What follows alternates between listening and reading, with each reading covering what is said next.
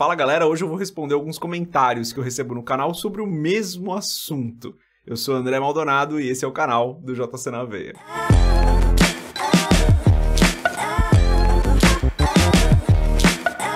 Antes da gente continuar, se você não é inscrito no canal, se inscreve, deixa seu curtir e compartilhe aqui alguma playlist, algum vídeo do canal com outras pessoas. A gente já tem estudo de vários livros da Bíblia, estamos acabando agora o estudo de Romanos, a gente tem o AB7, que é o devocional diário, tem essa série de responder perguntas, tem uma série de ministrações para células se você for líder, tem um monte de coisa aqui legal no canal. Se você quiser, se você puder, compartilhe com outras pessoas. Quero ler com vocês hoje o texto de Marcos, capítulo 7, do verso 14 em diante. Está aqui para vocês acompanharem. Está escrito assim, ó. Jesus chamou novamente a multidão para junto de si e disse: Ouçam-me todos e entendam isso. Não há nada fora do homem que, nele entrando, possa torná-lo impuro. Pelo contrário, o que sai do homem é que o torna impuro. Se alguém tem ouvidos para ouvir, ouça. Depois de deixar a multidão e entrar em casa, os discípulos lhe pediram uma explicação da parábola. Será que vocês também não conseguem entender? Perguntou-lhes Jesus. Não percebem que nada que entre no homem pode torná-lo impuro? Porque não entra em seu coração, mas em seu estômago, sendo depois eliminado. Ao dizer isso, Jesus declarou puros todos os alimentos. Verso 20. E continuou. O que sai do homem é que o torna impuro, pois do interior do coração dos homens vêm os maus pensamentos, as imoralidades sexuais, os roubos, os homicídios, os adultérios, as cobiças, as maldades, o engano, a devassidão, a inveja, a calúnia, a arrogância e a insensatez. Todos esses males vêm de dentro e tornam o homem impuro. Até aqui só, galera. Do verso 14 até o verso 23. Acho que tá importante a gente orar. Lemos a palavra, vamos fechar os nossos olhos, curvar nossa cabeça e fazer uma oração rápida aqui. Senhor querido e amado, Tu és Senhor sobre todas as coisas. Não há nada que fuja do Teu domínio. Em nome de Jesus eu peço, Pai, perdoa os nossos pecados, perdoa as nossas falhas. E eu Te agradeço, Senhor, por todo o bem que o Senhor tem nos feito. Te agradeço porque o Senhor é um Deus bom, um Deus misericordioso, um Deus longânimo. Pai, eu peço em nome de Jesus, dá-nos entendimento dessa passagem, que o Senhor possa tocar as nossas vidas, que o Teu Espírito Santo fale conosco.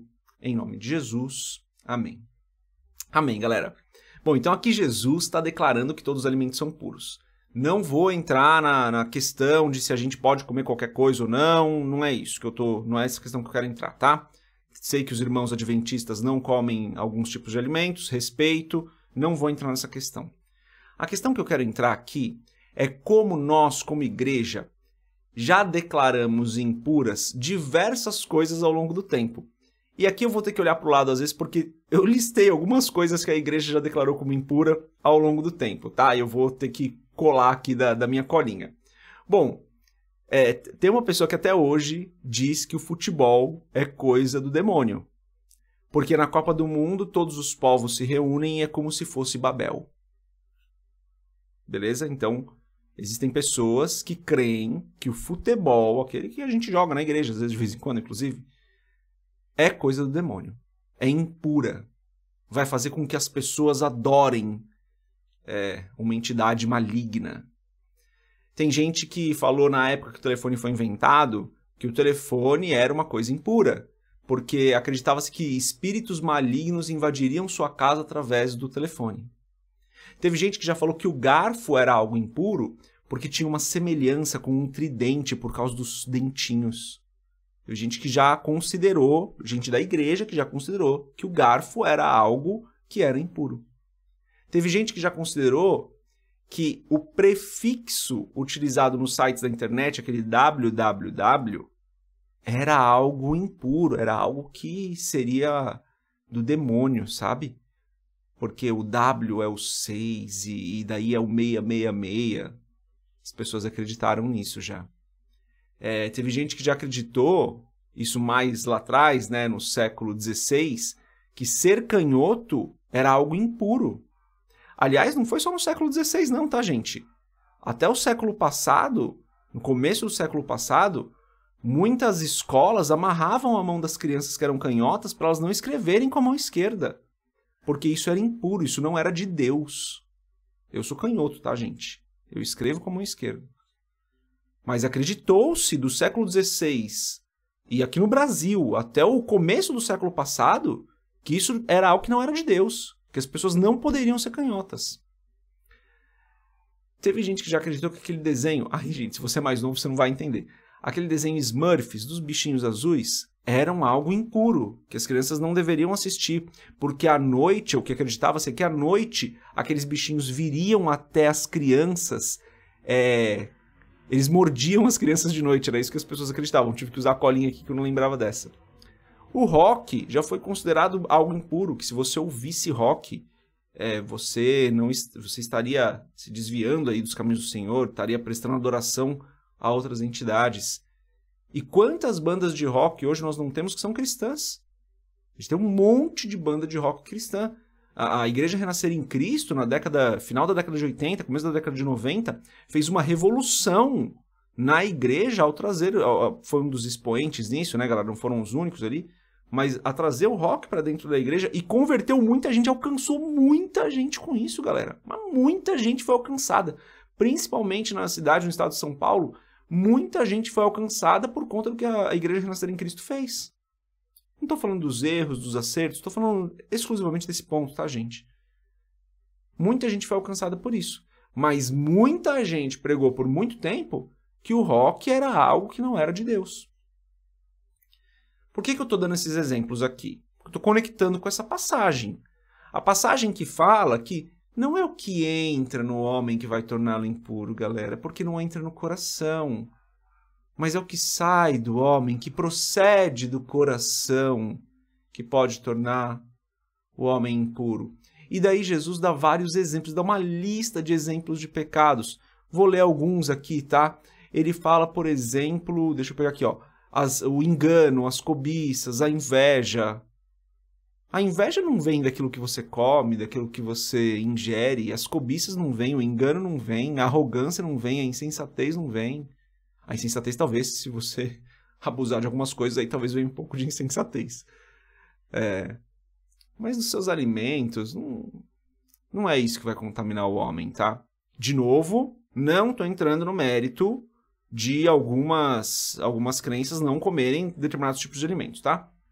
Estou falando do que entra no geral, no coração do no corpo do homem, do alimento que entra, que não vai tornar o homem impuro, galera.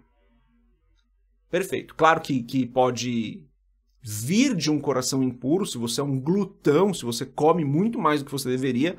Não é o alimento que está te tornando impuro, mas o seu desejo próprio de comer além do que é necessário que o torna impuro. Veja, o alimento não torna o glutão impuro, mas esse desejo descontrolado do glutão.